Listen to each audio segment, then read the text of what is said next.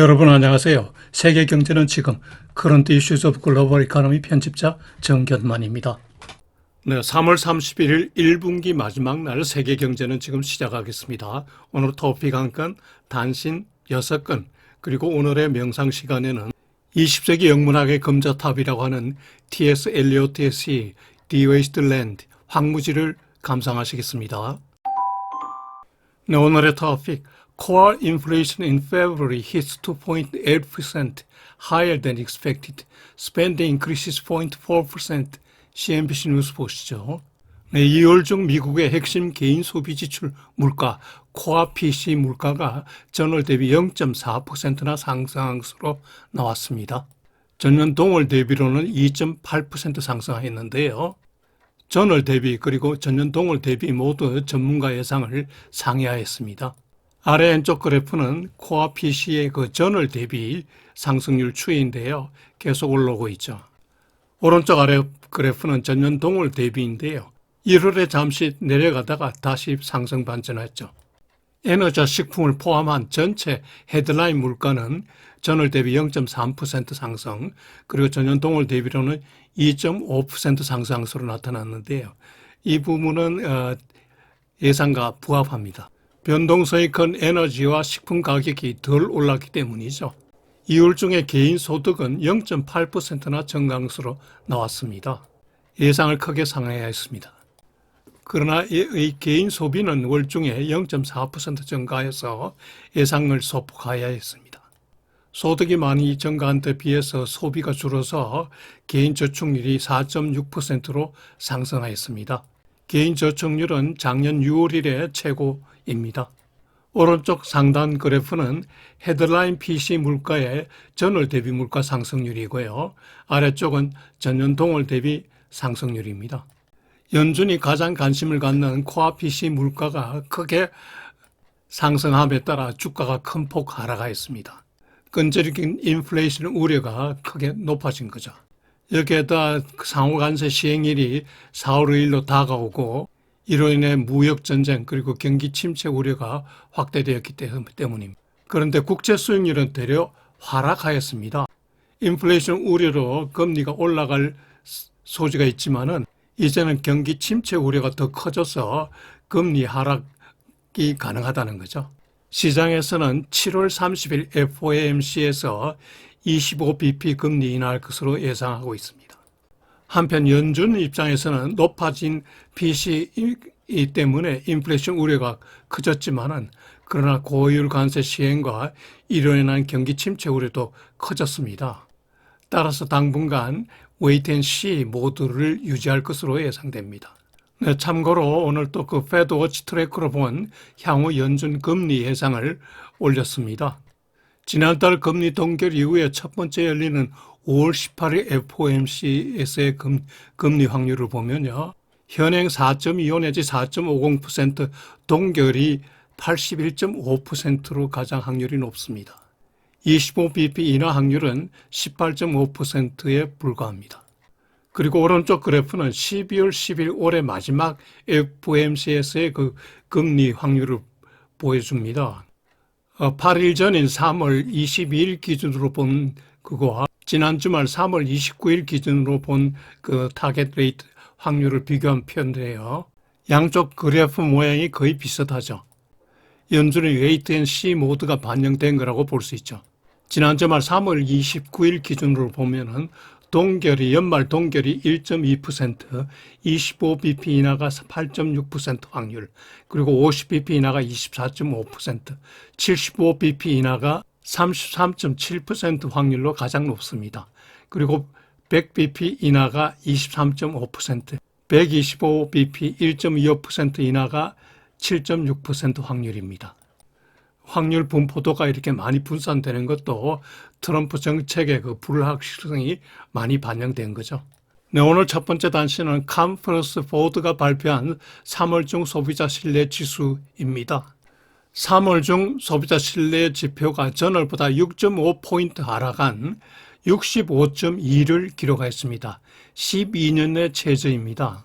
특히 55세 이상 연령층에서 신뢰지수 하락이 현저하다고 합니다. 부문별로 보면 현 여건에 대한 평가가 92.9로 하락했는데요. 전월 대비 7.2포인트 하락한 겁니다.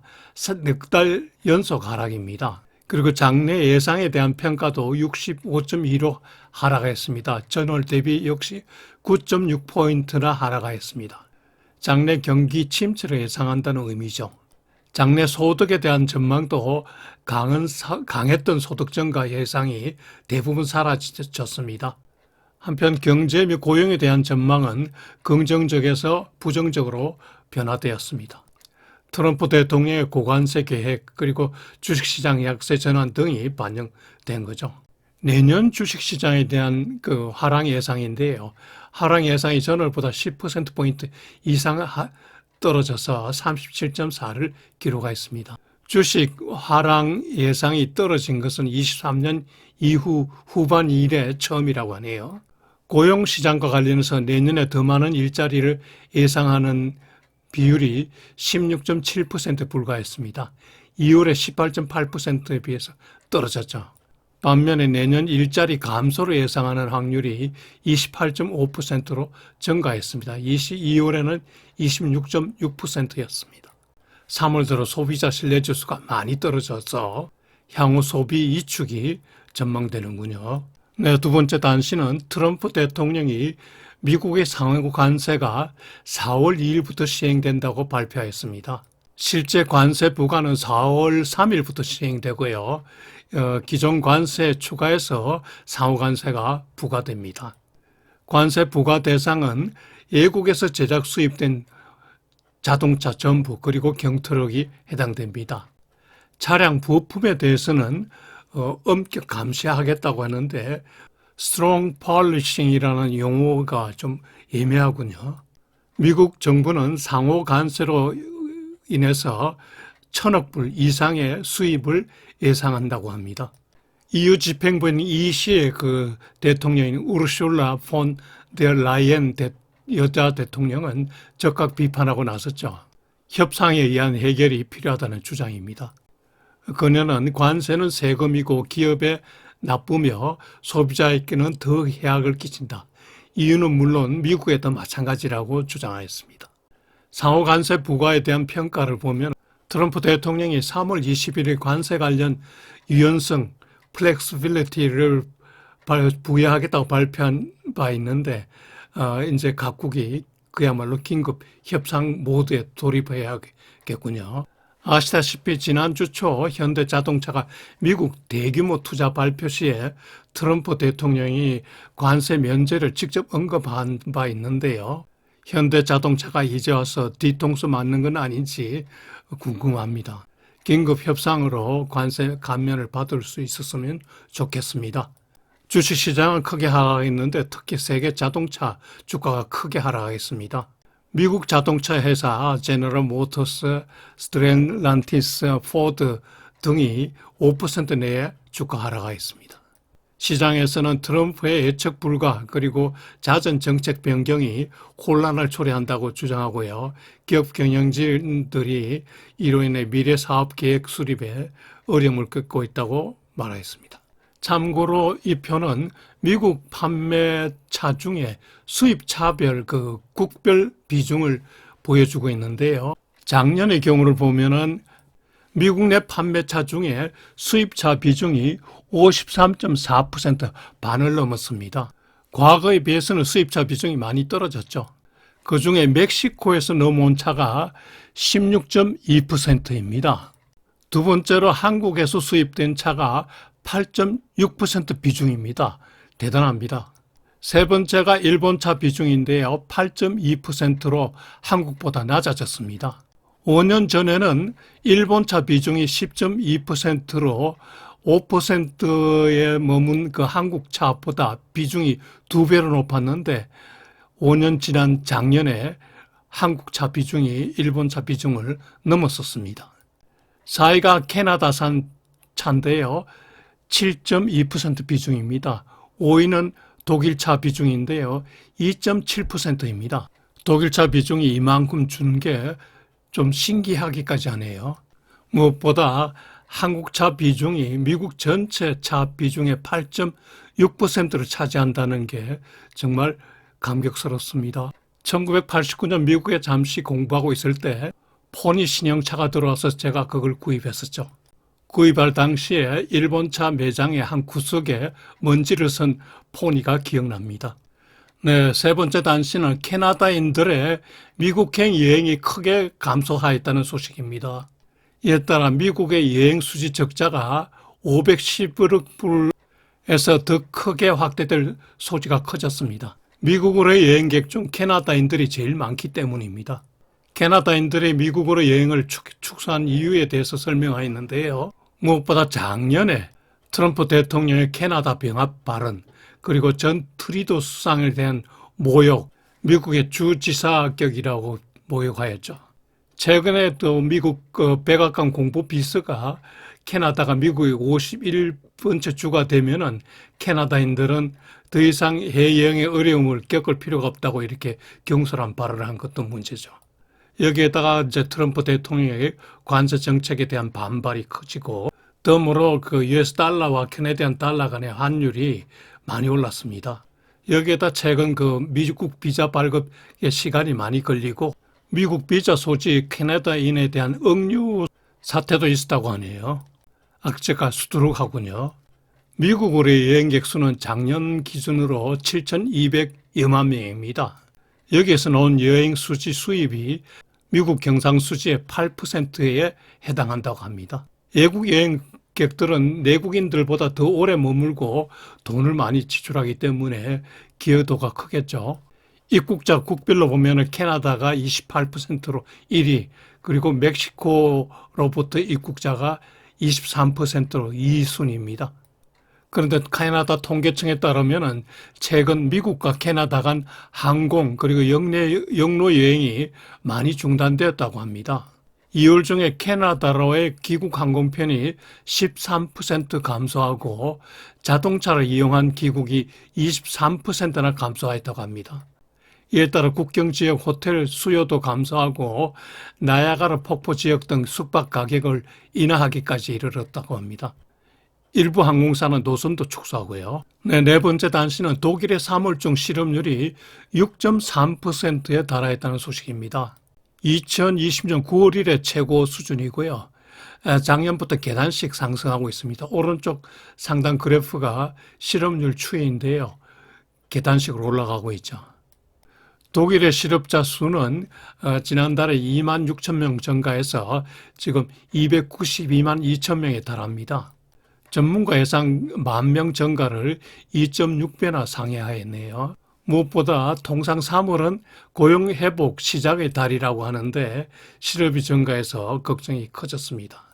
향후 고용 전망도 상당히 암울한 편인데요.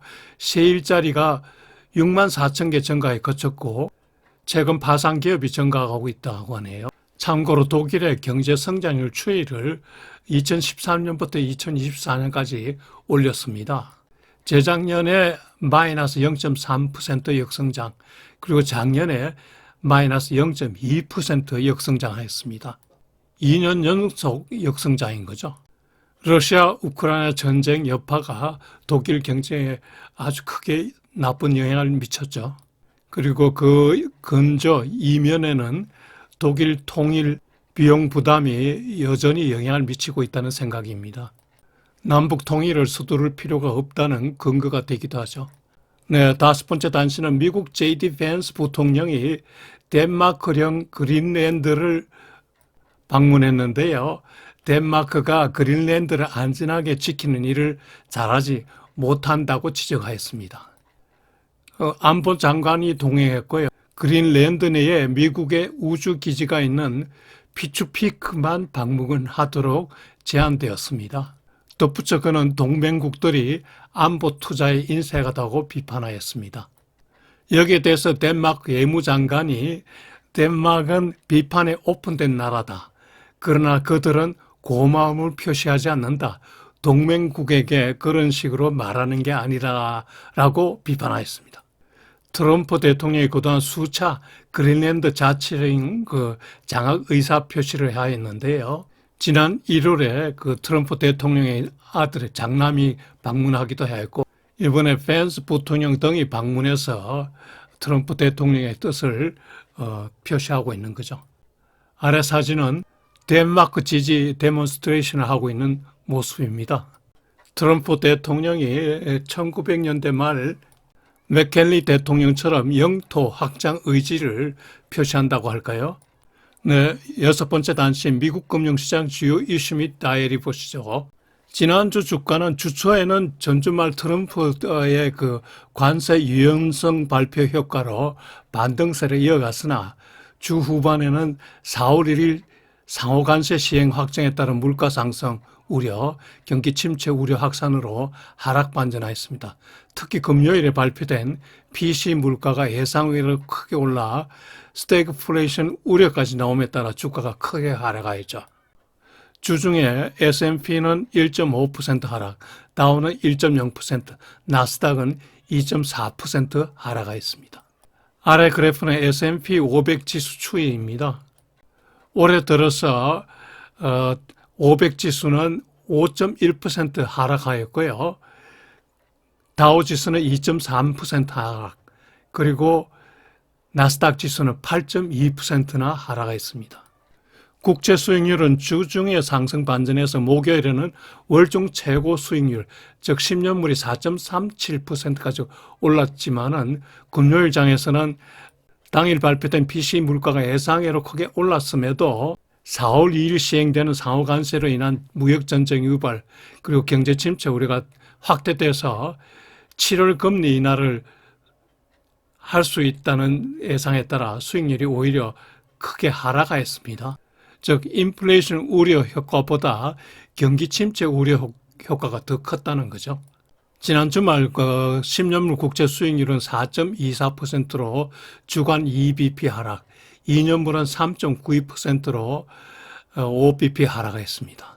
아래 그래프는 10년물 국채 수익률 추이입니다. 이번 주 이슈로는 4월 1일 시행되는 상호관세 움직임, 그리고 3월 고용보고서가 목요일 나오는데 이게 주관심입니다. 그의 ISM 제조업 지수, 졸트 지수, 챌린저 잡 카트 지수, 그리고 파월 의장이 다음 주 금요일 날 스피치가 있습니다. 이게 관심이죠. 3월 고용은 12만 8천 명 증가를 예상하는데요. 전월 15만 1천 명에 비해서 많이 줄었죠. 앨런 머스크의 도치 관련 레이오프가 많이 포함되어 있겠죠. 실업률은 4.2%로 전월 4.1%보다 조금 올랐습니다. 평균 임금 상승률은 0.3%로 예상하는데요. 스테디합니다. 제조업 PMI는 플랫할 것으로 예상되고 서비스 PMI는 다소 둔화될 것으로 예상됩니다. 제롬 파월 스피치에서 경제 전망 그리고 경제 정책 방향이 제시될지 궁금하군요. 네, 요일별 일정은 표를 참고하시기 바랍니다. 여러분 이번 주도 즐겁고 보람차게 지내시기 바라며 T.S. 엘리엇의 시 The Wasteland 황무지를 감상해 보시기 바랍니다.